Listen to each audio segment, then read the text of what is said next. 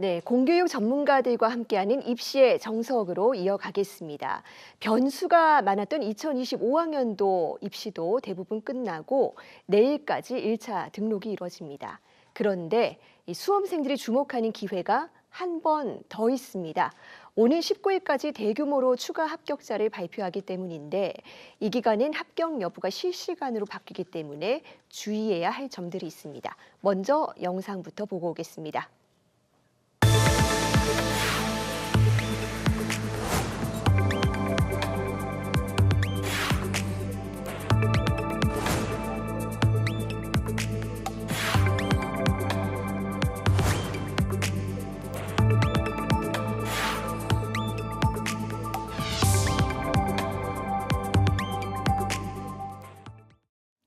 네, 입시의 정석 오늘은 서울 목동고등학교 박성현 선생님과 함께합니다.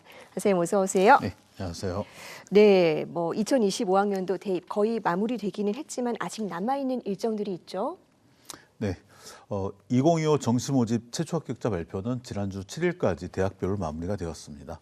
이제 어제부터 내일 11일까지 최초 합격자 등록이 진행되고 이후 미등록 인원이 발생할 경우 대학이 정한 일정대로 충원 합격자 발표와 등록이 진행됩니다. 정시 미등록 충원 합격자 발표는 대학에 따라 세부 일정이 다를 수 있지만 19일 18시 이전까지 진행됩니다. 등록은 다음 날 20일까지 진행되고요. 이렇게 정시 모집 일정이 진행된 이후에도 모집 인원을 채우지 못한 경우 대학별로 추가 모집이 시작이 됩니다. 추가 모집은 21일부터 28일 18시까지 진행됩니다. 네, 이 추가 모집이 또 수험생 입장에서는 굉장히 소중한 기회인데 워낙에 상황이 실시간으로 바뀌다 보니까 주의해야 될 점들이 있을 것 같아요. 어떻습니까? 네, 그 수험생 입장에서는 최초 합격보다 충원 합격이 더 깊을 수밖에 없겠죠. 우선 자신이 지원한 대학의 정시 요강과 입학처 공지사항을 살펴보면서 세부 일정을 확인해야 합니다. 언제 미등록 충원 합격자 1차, 2차 등의 발표가 나오는지 알아야겠죠. 둘째, 자신이 지원한 대학에 복수 합격할 경우에 대비하여 어떤 순서로 등록할지 순서를 정해야 합니다. 셋째, 대학이 사전 공지한 일정대로 합격자 발표를 기다리고 있다가 미등록 충원 합격자 조회를 온라인으로 하거나 발표 차수에 따라 전화로 진행될 경우에 전화를 잘 받아야 합니다. 정시원서 접수 시 등록한 전화번호를 기준으로 입학처는 전화 통보를 하게 되는데요. 혹시라도 전화번호가 변경된 경우에는 입학처에 문의하고 입학처가 정한 절차대로 정보를 수정하면 됩니다. 마지막으로 대학이 정한 기간 내에 등록금을 납부해야 되므로 등록금도 미리 준비를 하셔야 합니다. 네, 무엇보다 전화를 잘 받는 게 중요하겠네요. 네. 이 과정에서 또 수험생들의 발목을 잡을 수 있는 문제가 바로 이중 등록입니다. 이게 어떤 상황인 거죠? 네, 수험생은 이제 정시 모집에 지원해서 2개 이상의 대학에 합격할 경우에 1개의 대학에만 등록해야 합니다. 이미 한 대학에 등록한 자가 타 대학에 충원 합격하여 등록하고자 할 경우에는 먼저 반드시 기존 등록한 대학에 등록 포기 의사를 명확히 전달한 후에 충원 합격한 대학에 등록하는 것을 원칙으로 합니다. 대기업은 전형 이후에 개별 대학으로부터 등록 자료를 제출받아서 검토한 후에 이중록 금지 위반한 자의 명단을 각 대학에 통보하고 이를 통보받은 대학은 해당자의 입학을 취소할 수 있습니다.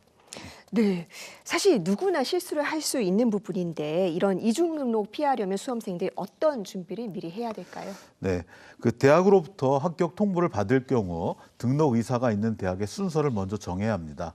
이후 대학 입학처에 공지되어 있는 등록 포기 절차대로 기한 내 절차를 잘 따라가면 되겠습니다. 입학처에 등록 포기자를 위한 안내가 자세하게 나와 있으므로 걱정할 필요는 없고 이를 잘 참고하면 되겠습니다. 네, 이런 과정을 거쳐서 오늘 20일이면 추가 합격자 등록까지 마무리가 되고 그런데 또 여기서 끝이 아니고 한 번 더 기회가 있습니다. 추가 모집 어떤 겁니까? 네, 추가 모집은 정시 모집에서 이제 미충원된 인원을 추가적으로 선발하는 것으로 2월 21일부터 28일까지 진행됩니다.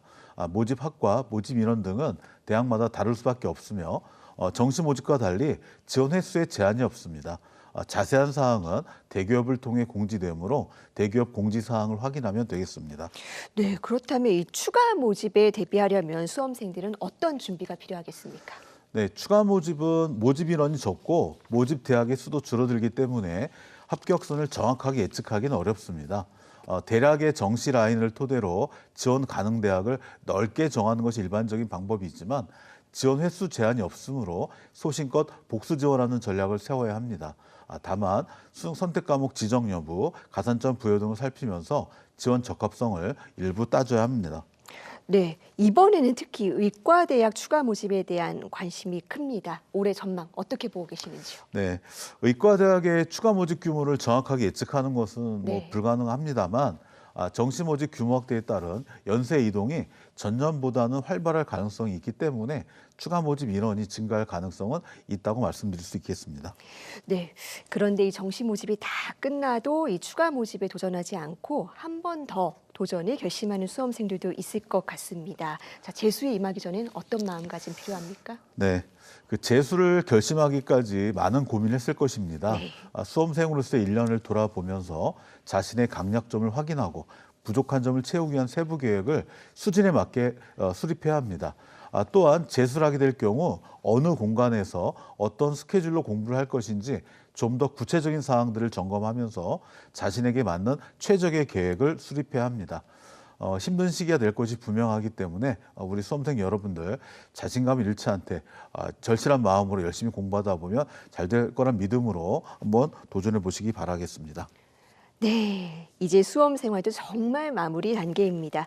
그동안의 고생이 자칫 물거품이 되지 않도록 마지막 등록까지 실수 없이 마쳐서 원하는 대학 생활 이어갈 수 있기를 바라겠습니다. 선생님 오늘 말씀 잘 들었습니다. 감사합니다.